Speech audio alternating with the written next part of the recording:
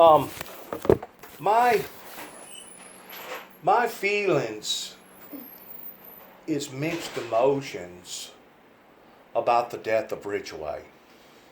And I know a lot of people would probably say, well, Juby, this is your chance. You can celebrate now because your number one enemy in the neighborhood has now passed on. Well, you know, according to the Bible that I read, tells me to feel sorry for the Ridgeway family, to pity them, number one. And number two, I was always concerned about Donald Ridgeway's soul to the point that out of all that aggravation that me and David was going through, as a Christian with Christian values and Christian duties, I knew that there was a possibility that I was going through a trial. And in the regard of this trial, I never knew from one day to another whether or not Ridgeway was going to stop and be sincere and walk to my door and knock on my door and say, Juby, I'm sorry that I've been the way that I've been. What must I do to be saved? And me, as a born-again Christian, would have to done the duty that was performed on me, because somebody loved me enough to pray me through, and I would have had to have prayed him through the same way as somebody prayed me through. Because I've never wished for ill will against anybody in the neighborhood, regardless whether it was the Ridgeway family, the Sheffield family, or whatever. In one way, I guess I am relieved the fact that it's now come to a head. But in another way, I really feel that much more sorrier for the neighbors pertaining to the Ridgeway and the Sheffield family, because during the time that he was, let's say, in limbo of having the stroke versus passing away last night, did he make restitution with his God? Was there anybody at his bedside that prayed him through? I know nothing about it. That prayed him through? Because the most valuable thing in an individual's life, no matter rich, poor, educated, non-educated, regardless whether you be an American or a Russian or whatever, is that person's soul. Well, I'll tell you, he was in Jackson Hospital, wasn't he? I think so. That's to my understanding. Okay. Our pastor from Elmo works in Jackson. Okay. So maybe he went to the hospital. Okay. By Gail going, and all that. Right. And, of course, it was brought up in Sunday about him having the stroke and have the surgery and all that. Right. And things didn't look good. Right. So maybe he went to the hospital. Maybe Gail asked him to go. Well, let me ask you a question. Can you pray somebody through if they're unconscious? That I don't know. That I don't know. That's up to the Lord. You can pray to the Lord to save his soul or take him, You can make intercession prayer. Yes, but now. Just like Elijah, that Jesus prayed an intercession prayer and brought him back to life again. Yeah. And he was given an extra 20 years, I think, or 30 years or whatever to live. But and there's been other intercessions that's made for other people. That could be, in my thinking, that could be. But it was one of the saddest situations that I think that I've ever had to deal with towards coming home with it being right up underneath my footstep. Because you would think somebody at his age would want to be dedicating his time and energy and effort towards wanting to establish a relationship with his grandsons and his granddaughters, as far as, this is the way that I want you to remember me by. I want you to remember me because we had a good time in Disney World, or we had a good time at Six Flags, or we had a good time going to Reelfoot Lake and sitting down and eating a pleasant meal, or we had a good time doing this or a good time doing that. But instead, he was devoting all his time and energy out there towards wanting to agitate and aggravate our lives. He was obsessed. He had an obsession. I don't know. I just don't know. That's something that I can't answer. Do you know what an obsession is? You're obsessed with something. I mean, that's what all you think about, or you're just. You wake up in the morning and that's what you're thinking about, and you go to bed thinking about it. Yeah. See, I didn't know until just a while ago that he was still an alcoholic. See, I never did know him. He drank like a fish. He lived in the bars up in the taverns up there in Cicero. That's where he met Gail at, was in the bars. I know nothing about them. So whatever you say about them is something I don't know. Because the only thing I know about her. Well, you told me that you ain't never seen it. You ain't never seen him stick foot in Alamo Baptist That's what I Church. was going to say. I've never seen him in a church. That's why I don't know him. Well, does that not tell you a little bit about a person's character if they Sure. don't ever walk into a church? Sure. And it tells me a little bit about her when she fills up plates and takes home. Well, that's just being tacky. That's like somebody. Yeah. That's like somebody at Christmas time sent you a Christmas card, and then all of a sudden somebody popped in, and you feel guilty because you didn't send them a Christmas card, and you run back in the back room somewhere, and you scribble out their name, and you put your name. Here's your Christmas card. That's called being tacky. And that's basically the same level towards filling up your plate, the way that you're talking about. That's being tacky, which, there's no crime in that. No, but it's just.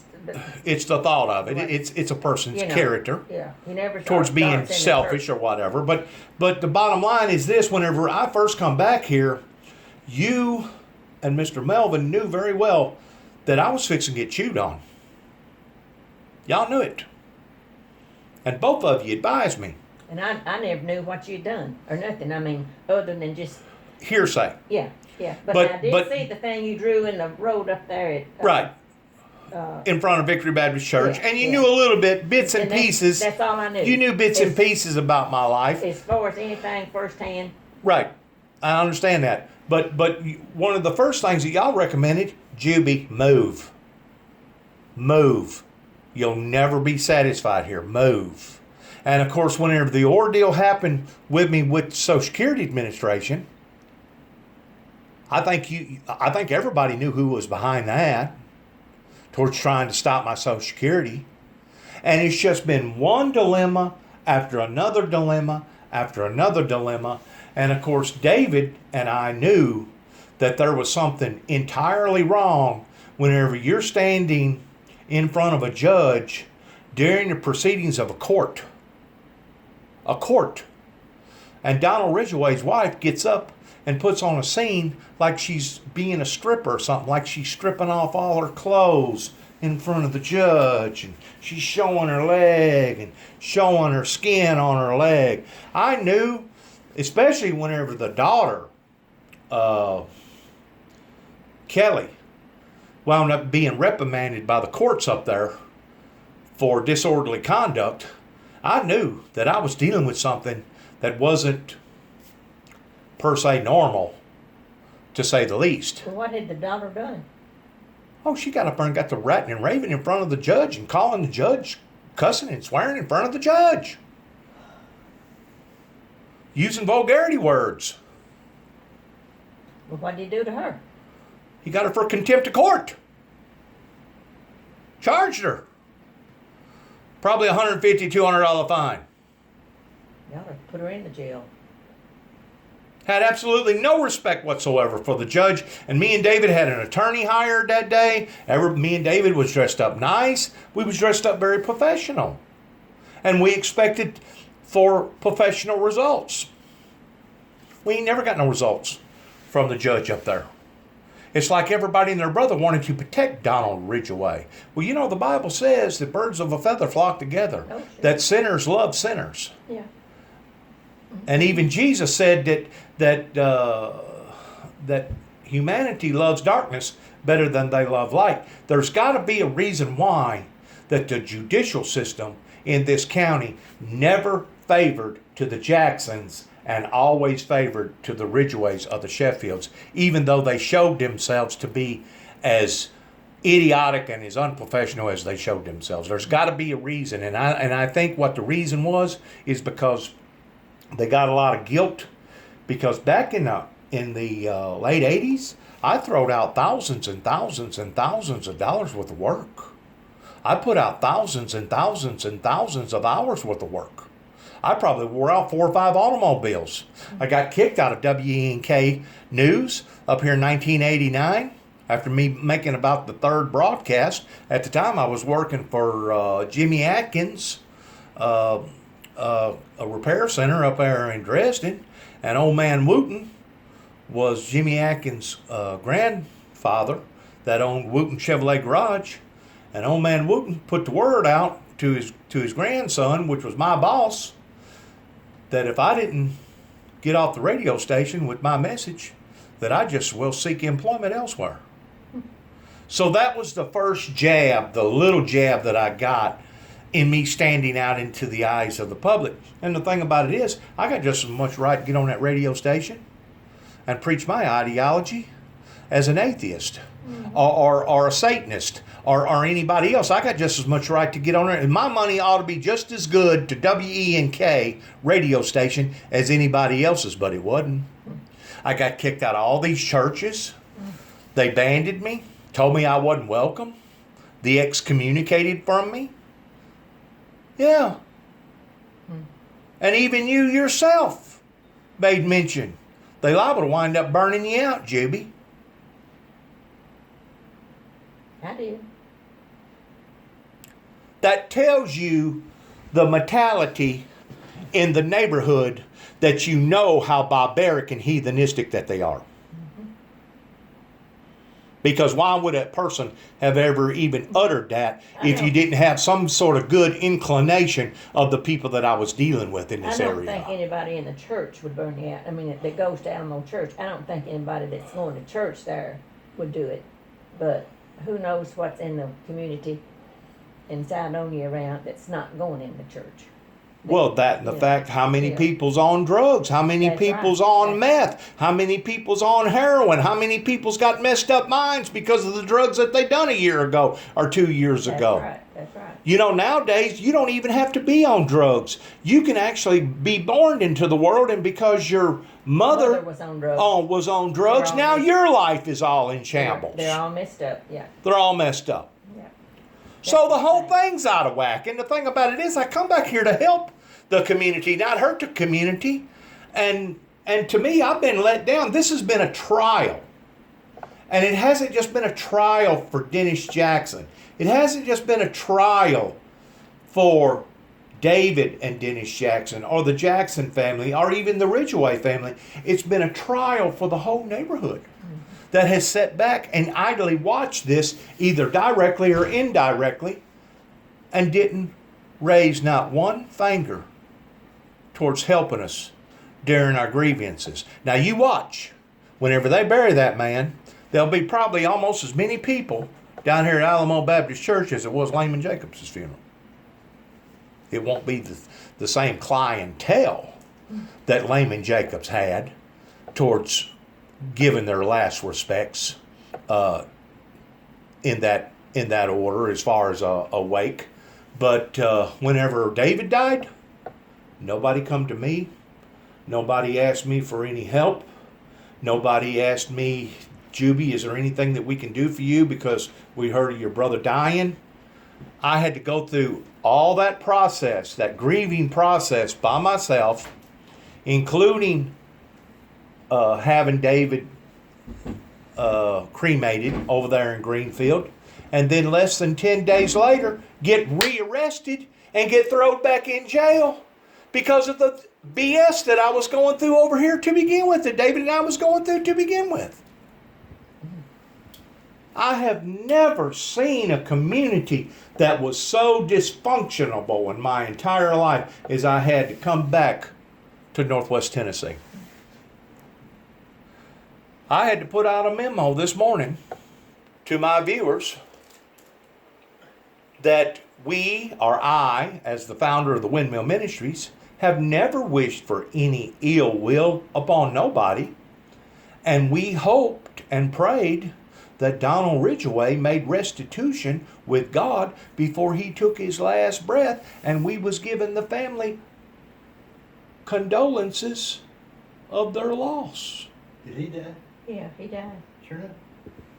See, Melvin hadn't been in, I hadn't known that long enough. Melvin hadn't been in the house I heard it this Yeah, morning. he's gone. No, I didn't. I hadn't heard it. And I figured whenever I heard that his whole side of his body was paralyzed and they found a big blood clot on his brain, I knew then that didn't sound good. That almost sounds like somebody that's been involved in a major accident. But of course, whenever half your body shuts down, it is the same thing as an accident. I know they said over our Sunday they started back there cutting and come all the way around up to down through his forehead and laid it open. So I don't know. I mean, What was the purpose of that? I don't know. Getting to his brain. Getting to his brain. I would think so, to see about what that blood clot or whatever was there. Well, you know, whenever What causes that aneurysm? A vein open up and just burst or something? I don't know. It's of course from that stroke, but I But I mean, there's different levels of strokes. There's Yeah, heat strokes, sure. there's mild strokes, there's major strokes, there's different levels of strokes. But what causes that, Mr. Melvin? blood pressure is one of them. Yeah. Is it? High Well, blood- the high blood mayor's pressure. David Wallace, he come over here and got a bed and carried up our Virginia, and he wouldn't let us load it. He picked it up and carried it, and the next day he had a stroke, and he ain't never got over it. He's been paralyzed ever since. Well, it can happen to any of us. Yeah, Yeah. I mean, Now, that's he been years. was up going. I mean, Yeah, he said Melvin offered to help him. The bedstead was in the back of the shed out there, and he said, "David, I'll help you get it." "No, Melvin, I can get it." Said, "Ain't nothing wrong with me," or something like that. When he says, Yeah. "I'll get it," and he went back there and got the headboard and the footboard and brought them out and loaded them everything. But you know, stuff like that happens to people that's runners. Happens to young people, people that's in good physical shape, and then all of a sudden, boom, bam, boom. But that's what he was. It's like he was. well, you They're- know, he worked Robbie, on the. what's He the worked name on the up there? riverboat. Robbie Elliott. I know the name, I don't know him personally. It's her. Her. Okay, She lived Marvin up, Elliott was her husband. Yeah. okay. And she was staying up there at Du Bois place up there. And she was going down. Apartments now. Yeah. She was going down there for the hill and eating breakfast and dinner, whatever it was. So she went down there. Was it one morning? Dinner. Huh?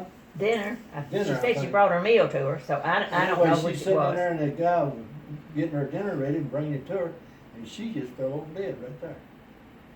From the time she put her order in, and the woman took it and got her order and brought it back, she died, sitting there at the table. The human body is very unpredictable. I mean, Mhm. some people can live through hell and high water, and they live to their 90, and they you'd almost get the impression that they'd live forever. And there's others that are up and at 'em, and they're in good physical shape, and they don't have no weight on them, and then all of a sudden it's like a brick wall hits them. Well, that's why Ron's wife, Donna, she went to work that morning. She'd been to the doctor in Memphis and had a complete physical on Tuesday. And had a chest x-ray and her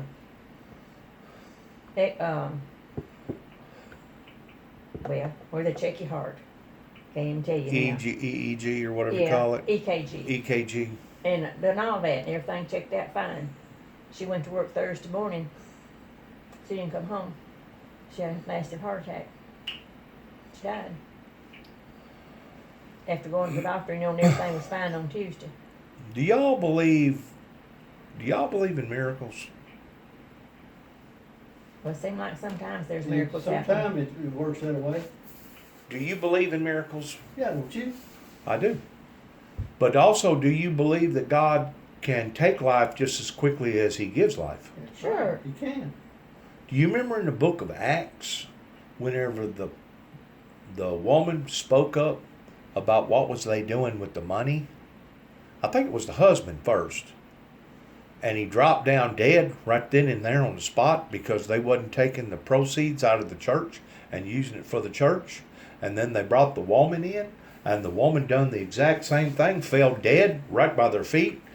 I think that an angel of God, which is a supernatural being, can walk up to a human being and take their little bitty finger and touch one itty bitty vein, either in their heart or in their head, that will cause a calamity to happen to the human body.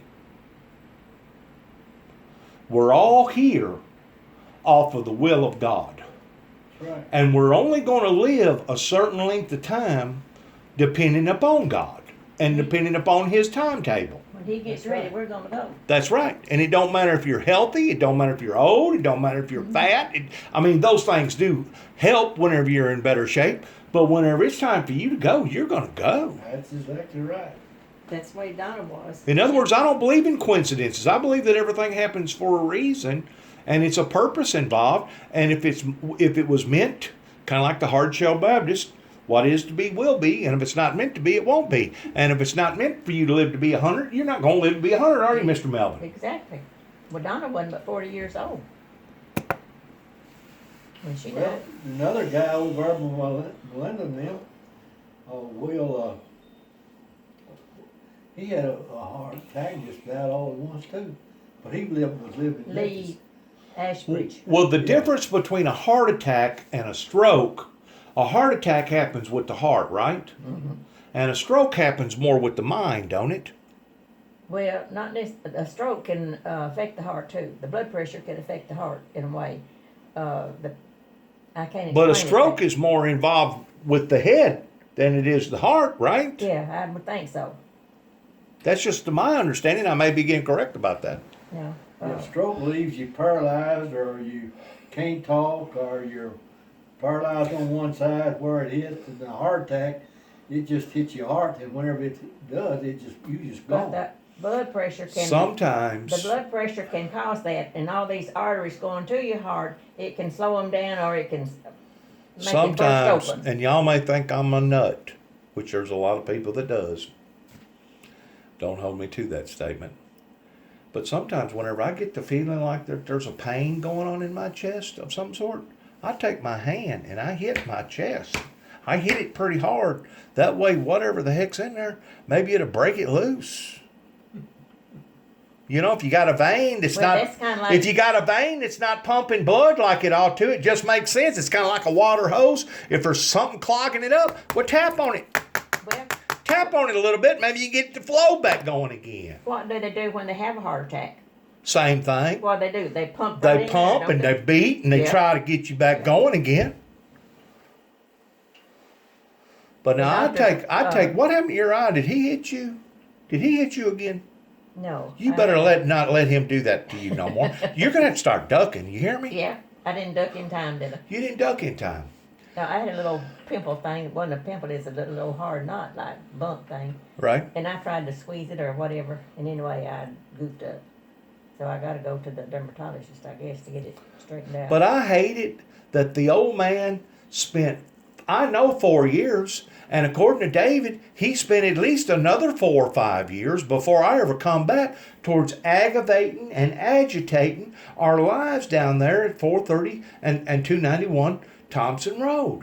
Why, Mr. Melvin, would you want to be that old and dedicate that much time and that much effort? And these are golden years that you should be developing with your granddaughter or your grandson. That way they'll remember you in the end towards you being a good guy instead of the bad guy. Why would he have wanted to have done that? And the only thing that I can say is the man was possessed. He had an obsession with that property down there. Sometimes he would drive by 7, 8, 10, 12 times a day.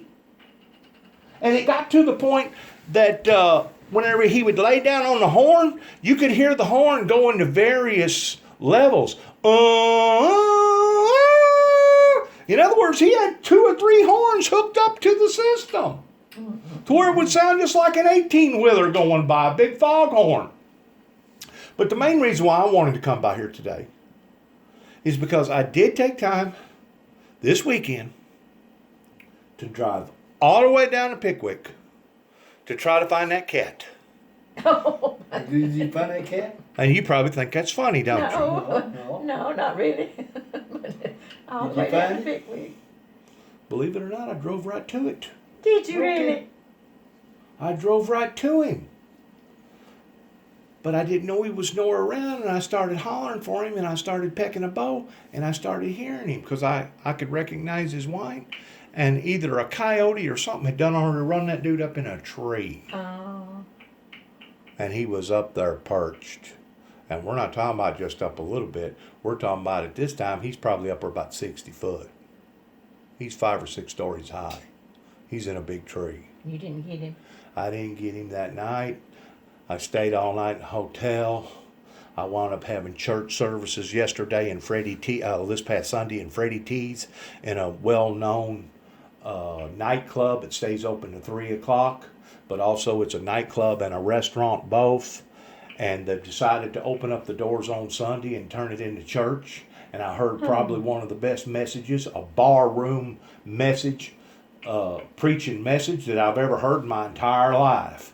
Sunday. I went back there, never could get him to come down. Finally got the neighbor out there with a gun. He shot up in the air 3 or 4 times trying to scare him. He did come off of the limb back to the trunk, but the last shot, he went from the trunk back up the tree even higher. Now he's up there probably 80 to 100 foot. And I'm thinking to myself, that's it. That's it. This is my final. I did. I told him. I said, y'all do as you will. I said, if you want to kill him, kill him. If you want to make him into your pet, make him into your pet. I said, he's yours. That was my final farewell. So be sure and tell Melinda, that I did think enough of James Henry I'll tell you. to make a drive all the way down there. And I think I was being led by God towards, what's the odds of me drive? He was actually over in a neighborhood, over 2 different hills, which was give or take about a half a mile from where I actually lost him at. And the odds of me finding him was slim to none. And I knew that before I ever went. I knew that. Well, at least you know maybe somebody took him. Or Yes, keep him. yes. And those people gave me their telephone number, and I sent a bunch of pictures to them pertaining to James Henry.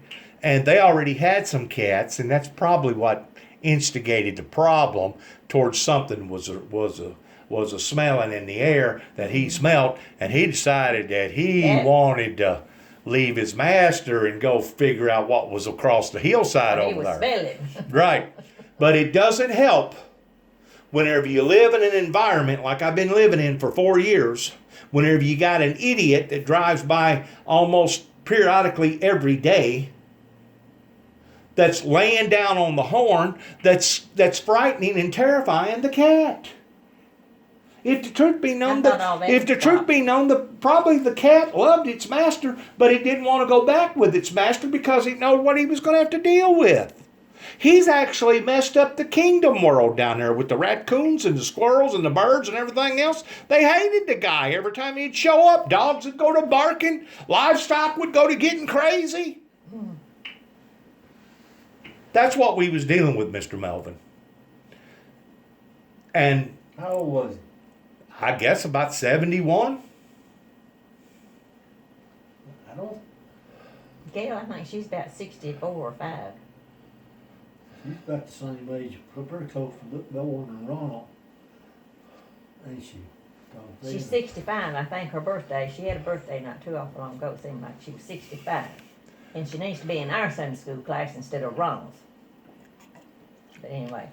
Miss May, it used to be a Sweat that's now Norman. She remembers whenever the family, right after World War II, was living in between where Ricky Simmons is living now, that Dan Simmons used to live right there, plus I think Ed Simmons lived there too. Mm-hmm. And in between Mabel Penix's place, that there was a house right there at one time, and that's where the Ridgway family lived before they all piled up and moved to Chicago. You probably didn't know them at that time. Well, ain't no young chicken now. I know. I've known Mr. Bud Ridgway as long as I can remember. Bud Ridgway. Yeah, that's Mabel's daddy. Mabel's daddy. Bud and Mabel. Bud and, what was her name? So Bud Ridgway was Donnie Ridgway's brother? No, his daddy's brother.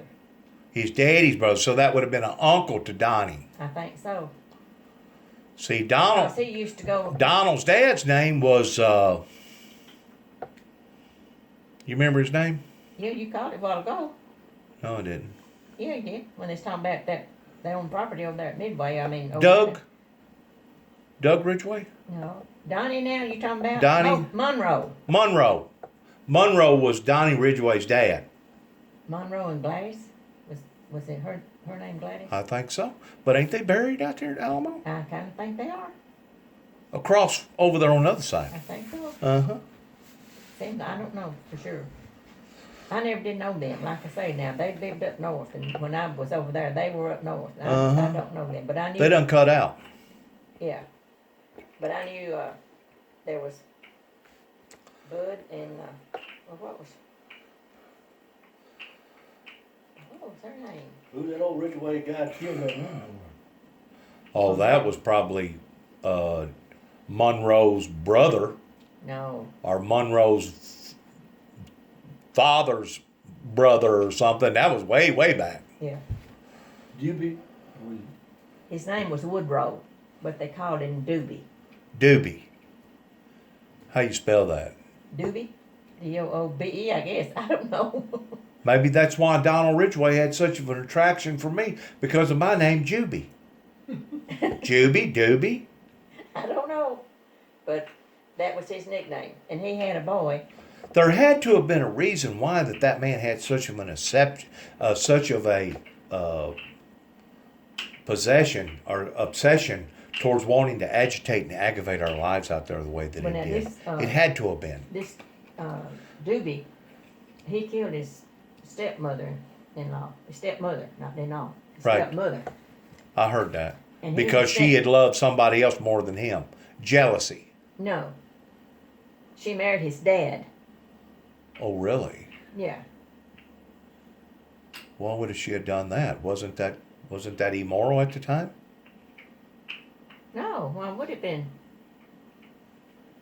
Oh, okay. She wasn't his mama now. Okay. I mean, she was. It wasn't no kin there. No, she was Okay. married to a heel. Okay, to a heel. Yeah. and One of Paul Hill's died. distant kin. Archie. You know, all that. Archie Hill. She had a son. The oldest one. I can't call his name right now. But then there was Odie and Archie.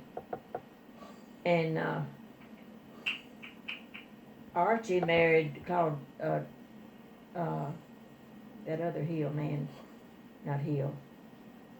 Claude Hill's stepdaughter. But anyway, she married Jim Ridgway, this Hill woman. Elsie was her name. And she married this Jim Ridgway.